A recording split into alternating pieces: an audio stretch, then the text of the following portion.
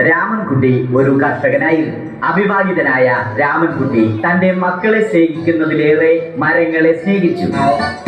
പെട്ടെന്നാണ് രാമൻകുട്ടി ആ കാഴ്ച കണ്ടത്. വഴിയിൽ ഒരു ജാതി മരം വീണ് കിടക്കുന്നു. രാമൻകുട്ടി ഒട്ടും അമാന്തിച്ചില്ല.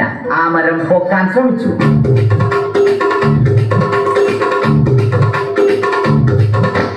നടക്കുന്നില്ല.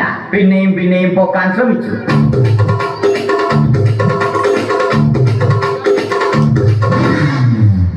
നടക്കുന്നില്ല. രാമൻകുട്ടി വഴിയെ പോയവരെ എല്ലാവരെയും സഹായത്തിന് വിളിച്ചു.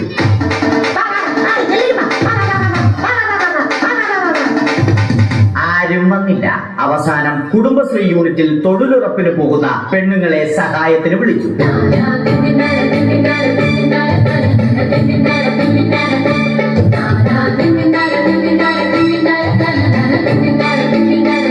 അവരെത്തി. അവർ അവരുടെ സ്ഥിരം പണി തുടങ്ങി. അത് കണ്ട ദേഷ്യം വന്ന രാമൻകുട്ടി മരത്തെ ഒറ്റയ്ക്ക് പിടിച്ചു പോക്കി. അത്ഭുതമെന്ന് പറയട്ടെ, മരം നേരെ നിന്നു.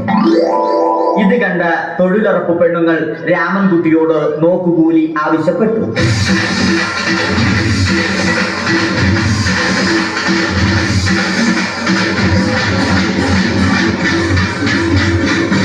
പോക്കറ്റില്ലാത്ത ബനിയൻ ധരിച്ച രാമൻകുട്ടിയുടെ പോക്കറ്റ് വരെ കീറിയിട്ടാണ് പെണ്ണുങ്ങൾ പോയത്.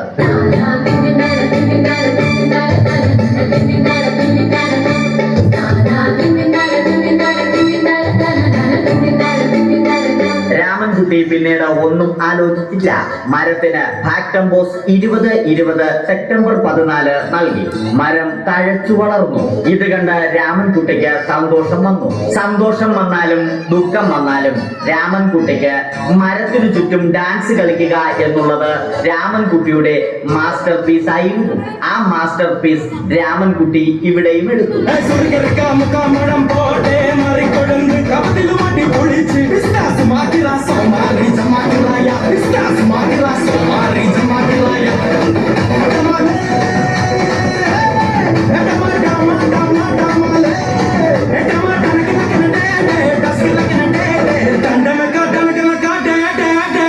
രാമൻകുട്ടി ദൈവത്തോടായി പ്രാർത്ഥിച്ചു.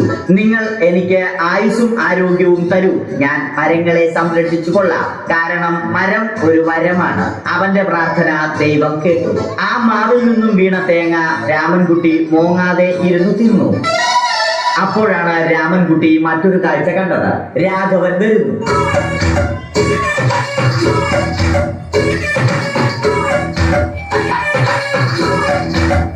മരം മുറിക്കൽ ഹോബിയാക്കിയ, അതിലുപരി ജോലിയാക്കിയ രാഘവൻ മരങ്ങളുടെ ശത്രുവല്ലേ?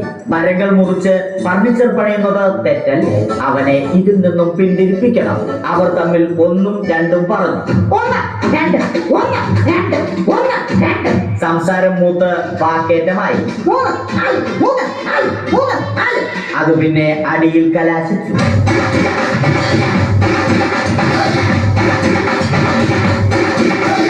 നല്ല മനസ്സിന് ഉടമയായ രാമൻകുട്ടി കംപ്ലീറ്റ് അടിയും വാരിക്കൂട്ടി. ഒടുവിൽ രാമൻകുട്ടി സർവ്വധൈര്യവും സംഭരിച്ച് രാഘവനോടായി അലറി. മനസ്സലിഞ്ഞ രാഘവൻ രാമൻകുട്ടിയെ അരികിൽ വിളിച്ചു. കൈവാക്കിന് കിട്ടിയ രാമൻകുട്ടിയെ രാഘവൻ ഒട്ടിറൊട്ടിയാക്കി മരത്തിലൊട്ടിച്ചു.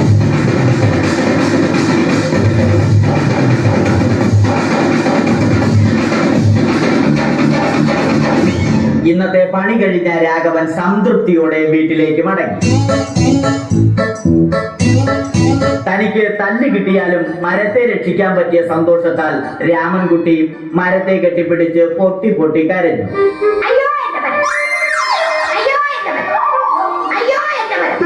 കാരണം മരം ഒരു വരമാണ്.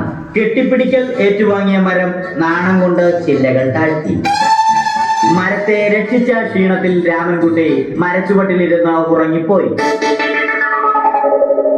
പെട്ടെന്നാണ് അത് സംഭവിച്ചത്. പ്രകൃതി അതിന്റെ തനിക്കോണം കാണിച്ചു തുടങ്ങി. മഴയും കാറ്റും ഇടിയും വന്നു. അതോടൊപ്പം കോളും വന്നു. കോളെടുത്ത് രാമൻകുട്ടി പറഞ്ഞു, കോൾ കട്ടായി. രാമൻകുട്ടി ദൈവത്തോടായി പറഞ്ഞു. കാറ്റും മഴയും അതൊന്നും ചെവിക്കൊണ്ടില്ല. രാമൻകുട്ടിയുടെ മരം ആടി ഉലഞ്ഞു. രാമൻകുട്ടി ദൈവത്തോടായി വീണ്ടും പറഞ്ഞു. മരം ഒരു വരമാണ്, മരത്തെ ഒന്നും ചെയ്യരുത്. വരം കിട്ടിയതുപോലെ രാമൻകുട്ടി തന്റെ ചൂണ്ടുവിരൽ കൊണ്ട് മരത്തെ താങ്ങി നിർത്തി. ചൂണ്ടുവിരൽ വളഞ്ഞ് ചൂണ്ട പോലെയായി. ഇനി മീൻ പിടിക്കാൻ കൊള്ളാം. അവസാനം സംഭവിക്കേണ്ടത് സംഭവിച്ചു. രാമൻകുട്ടി അടിയിലും മരം മുകളിലും. അന്ത്യശ്വാസം വലിക്കുന്നതിനു മുമ്പ് രാമൻകുട്ടി ദൈവത്തോടായി ഇങ്ങനെ പറഞ്ഞു. എന്റെ